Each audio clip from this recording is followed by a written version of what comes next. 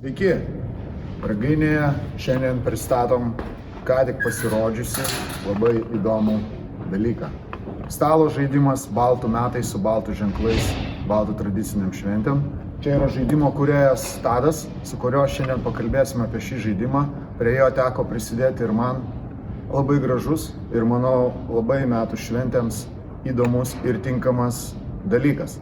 Sužinokime, kas yra viduj. Kviečiam užeiti. Pristatysim žaidimą Baltų metai, kaip minėjau, kuris ką tik pasirodė, yra su baltiškais ženklais.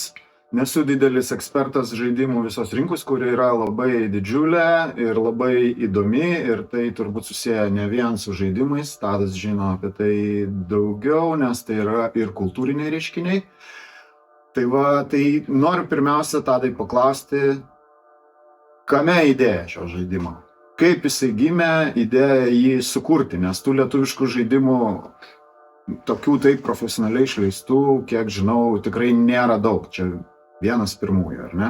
Istoriškai taip, turim keletą žaidimų, kurie buvo pasirodę epizodiškai. Tai Baltų gentis buvo toks projektinis kažkada, turim Baltų dievai, keletą Laumių stolelis turim tokių, bet tokių, kaip šis žaidimas, kur išleistas profesionalioj leidykloj, Kadabros hobby shopų tinklo su daug išieškotų reikalų viduje, tai jisai toks, sakykime, pirmasis. Pati idėja gimė iš to, kad Lietuvos fantastai turi kasmet tokį renginį Lituanikonas. Ir prieš keletą metų mes sutarėm su šio festivalio organizatoriais, kad galbūt galima būtų skelbti ir Lituanikono eigoje stalo žaidimų prototipų kūrybos, sakykime, konkursą. Tai praeitų metų Lituanikono tema buvo kultūra, baltai, istorija, folkloras, raktinis žodis, ir iš to gimė pirminė idėja, kad galbūt galima sukonstruoti žaidimą, kuris būtų nesudėtingas, bet tuo pačiu ir kažką papasakotų apie mūsų šitą gyvą ir labai paslaptingą, mistišką kultūros dalį kaip baltų simboliai. Ir nuo to užgimė idėja, mano prototipo mintis ir žaidimas laimėjo antrą vietą, ir pamatęs leidėjas pasakė, kad atrodo įspūdingai, galima būtų per šitą žaidimą pasakot pasauliui apie baltišką kultūrą. Išties, kiek toj žaidimų rinkoje tenka pastebėti, yra nemažai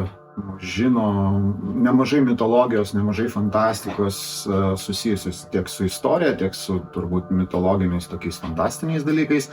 Ir ta visa žaidimų, tas pasaulis turbūt labai gerai žino vikingus ir vikingų visą šiaurės mitologiją, o apie baltus nelabai daug, ar ne? Taip, iš tikrųjų buvo toks kuriozas, amerikiečiai, vieni garsiausių apžvalgininkų, Dice Tower, šitą žaidimą, kadangi jis važiavo į šių metų Essen-Spiel, toks didžiausias, sakykime, turbūt pasaulinio masto stalo žaidimų konventas, kuriame dalyvavo, jeigu neklystu, 220 000 lankytojų per 4 dienas.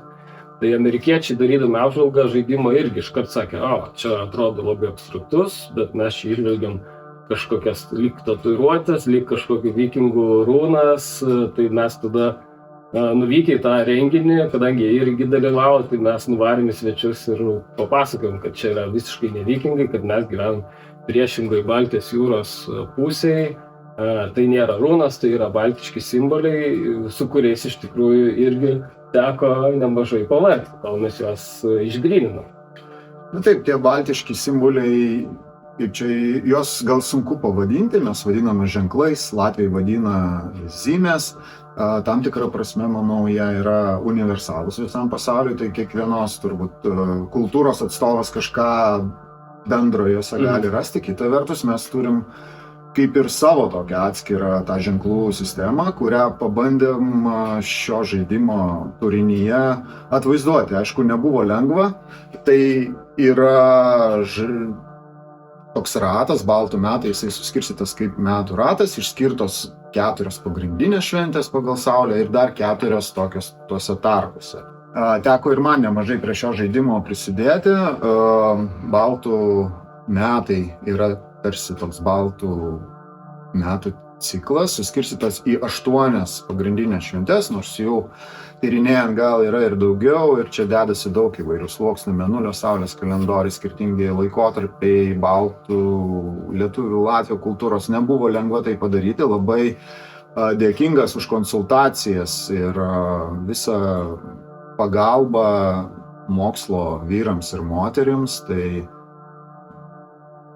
žymiausiam gal mūsų Lietuvos ženklų audinių specialistui, gerbiamam Vytautui Tumėnui, taip pat profesoriui Libertui Klimkai, daktarui Dainiui Razauskui, etnologiams Gražinai Kadžytei, Daliai Urbanavičienei, ir iš Latvijos pusės mus konsultavo Aida Rancenė.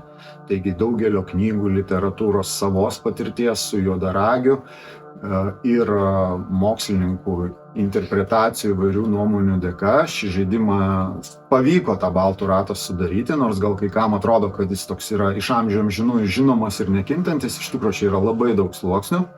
Tai kai kur teko pereiti ir prie tokių kūrybinių interpretacijų, kas, manau, ir žaidimo prasme tikrai nėra blogai, taigi žaidimas šiek tiek juodaragiškas. Ir aišku, jisai susijęs ir su mūsų festivaliu, tai visą šį dizainą, nuostabią estetiką, tikrai labai, labai įdomią, patrauklę akiai ir malonę paimti į rankas, kūrė mėnesio juodaragio dizainerė Povilė Šlepetytė, kuriai aplodismentai ir gražiausi linkėjimai. O dabar Tadai paprašysim papasakoti apie šio žaidimo turinį ir trumpai apibrėžti, kad būtų aišku mūsų žiūrovams, kaip jisai žaidžiamas, apie ką filmas. Supratau. Tai kadangi žaidimas neša savyje labai daug informacijos apie baltus, apie mūsų simbolizmą, tai norėsi, kad jis būtų patrauklus kuo platesniam žaidėjų ratui, nuo vaikų, jaunimo, šeimų, seniorų. Tai pati žaidimo mechanika padaryta nesudėtinga. Tai yra vienas iš, sakykime, kortinių žaidimų būdų, todėl kad pats žaidimas yra sudarytas iš kortų, kurios atitinka mūsų 8 metų rato simbolius. Taip pat jūs rasite aitvarą, kuris yra savotiškas džokeris, jis gali pasiversti bet kokiu simboliu, bet kokiu skaičiu. Taip pat turim vaikštukų, žaidimas žaidžiamas nuo 2 iki 7 žaidėjų, tai yra irgi didelis žaidėjų skaičius gali žaisti. Ir turim į pačią dėžutę integruotą, nežinau net kaip pavadinti tiksliau, ar tai Mėnulio, ar tai Saulės kalendorius, kuris skaičiuoja jūsų progresą. Tai žaidimo esmė yra tokia savotiška mechanika.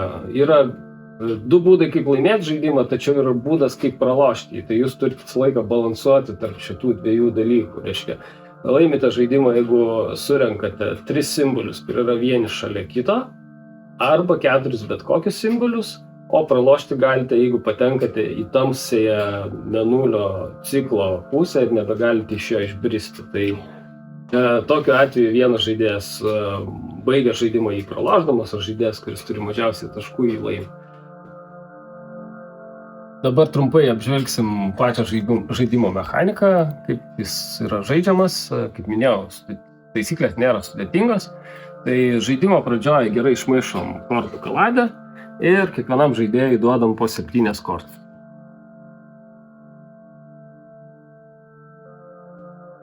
Priminsiu, žaidimo tikslas surinkti 3 simbolius, kurie yra vienas šalia kito, arba 4 bet kokius, ir taip pat nepatekti į tamsąją Mėnulio kalendoriaus pusę, kad jūs nebaigtumėt žaidimo jį pralošdami.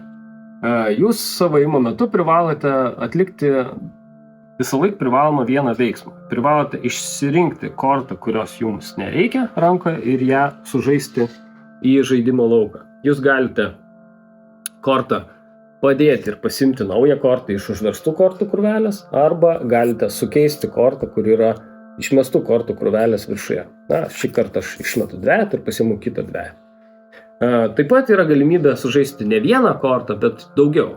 Variantas galėtų būti toks. Jeigu jūs turite 2 vienodus skaitinės vertės kortas, bet skirtingų simbolių, jūs galite sužaisti abu juos ir pasiimti tik tais vieną kortą.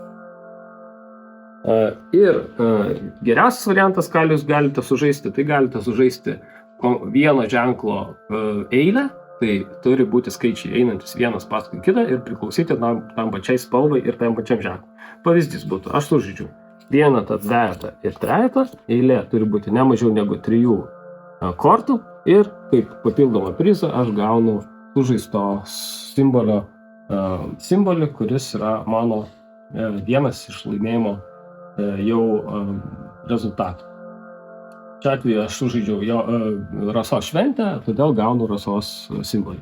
Jeigu kitas žaidėjas žaidimo metu sužaidžia taip pat šitą simbolį, tas simbolis pabėga iš mano kraičio pas kitą žaidėją.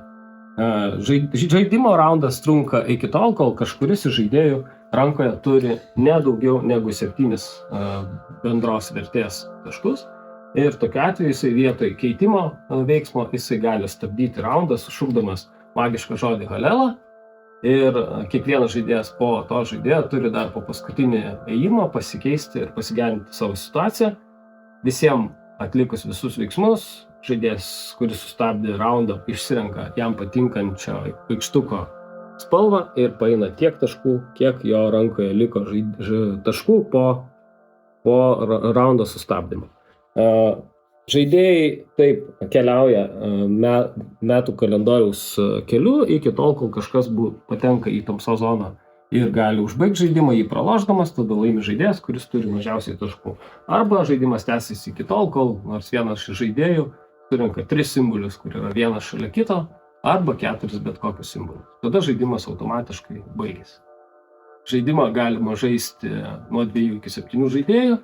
Jisai yra neilgas, trunka maždaug 15-20 minučių ir tinka plačiai kompanijai nuo vaikų iki seniorų. Tai kviečiu išbandyti. Taigi toks žaidimas, trumpai Tadai, ačiū, kad jį pristatei. Tai 15-20 minučių vienas trunka tas sužaidimas, taip vadinkim, man pačiam teko žaisti. Tai kokius 5-6 kartus jis tai pradeda kabinti, kai įsikirti, vis norisi pažaisti dar ir dar ir dar. Dar ką svarbu pasakyti, kad tai ne tik labai gera šventėms dovana, baltų ratas, metų šventės ir tikrai subūrintis prie stalo kartu vis draugiją, šeimą dalykas, nes šventės ir yra apie tai, kad pabūnam kartu, kažką pasidžiaugiam ar ne, bet jis yra išleistas ir platesniai auditorijai, ne tik Lietuvai. Taip, mes labai tikslingai patį žaidimą ir kortas ir visą simboliką darėme be jokių užrašų ir tekstų, tam, kad bet kokios šalies žmogus galėtų jį laisvai žaisti, o į taisyklių knygelę iškart sudėjom lietuvių, latvių, estų, lenkų, ukrainiečių, anglų ir vokiečių kalbas. Tai tikrai puikus žaidimas suvenyras, galima netgi sakyti, kad galėtų žaisti žmonės visam pasauliu. Puiku, ačiū Tadai labai, kad užėjai pas mus ir pristatėjai. Šį žaidimą galite įsigyti Ragainėje, pas mus parduotuvėje kasdieną arba internetinėje parduotuvėje. Kaina jo yra visai nedidelė, 18,90. Taigi laukiame metų švenčių kartu su jumis ir baltų ratu.